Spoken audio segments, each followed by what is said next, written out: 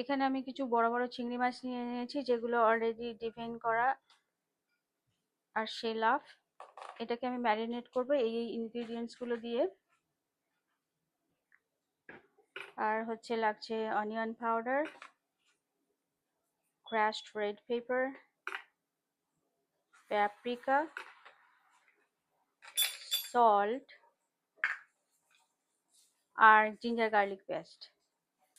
আর আমি যে ইনগ্রিডিয়েন্টসটার কথা বলতে ভুলে গেছি সেটা হচ্ছে, এতে আমি একটা গোটা লেমন জুস দিয়েছি, সরি লেমন না, লাইম জুস। আর কিছু অল পারপাস ফ্লাওয়ার দিয়ে দিলাম। এটা যে কোনো ফ্লাওয়ার হতে পারে কম্বাইন করার জন্যে। এটা আপনারা বেসন বা অন্য কিছু কর্নস্টার্চ টাইপের জিনিসও ব্যবহার করা যেতে পারে। এবার আমি এখানে একটা কাস্ট আয়রন প্যানে কিছুটা অলিভ অয়েল গরম করে নিয়েছি। আর অয়েলটা গরম হয়েছে নাকি সেটা দেখার জন্য আমি একটু কালো জিরা দিয়ে দিলাম। আর যেটা অ্যাজ ওয়েল অ্যাজ ফ্লেভারটাও দেবে, খুব ভালো একটা ফ্লেভার আসবে।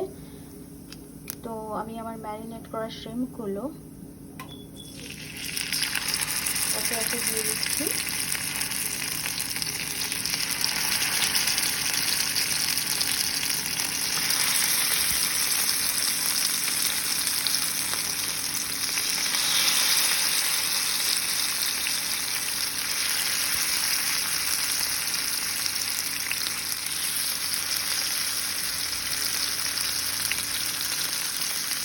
আর এগুলো আমি কিছুক্ষণ কুক হতে দেবো একটা সাইড, যাতে গোল্ডেন ব্রাউন হয়। তারপরে এটাকে আমি উল্টে আর একটু ভালো করে ভেজে নেব।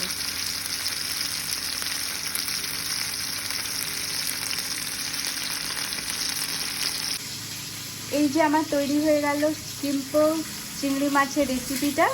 এটা দেখতে দুর্দান্ত হয়েছে। আমি একটু অল পারপাস ফ্লাওয়ারে কোটিং করে এগুলো ভেজেছি, আর যাতে ওর মধ্যে যে ইনগ্রিডিয়েন্টসগুলো ছিল সেগুলো সব ইনট্যাক্ট থাকে, তাতে করে টেস্টটা একেবারেই চলে যাবে না, ম্যারিনেটেড মশলাগুলো যেগুলো ছিল।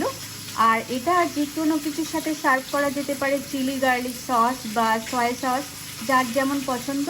তো আজকের মতো টাটা।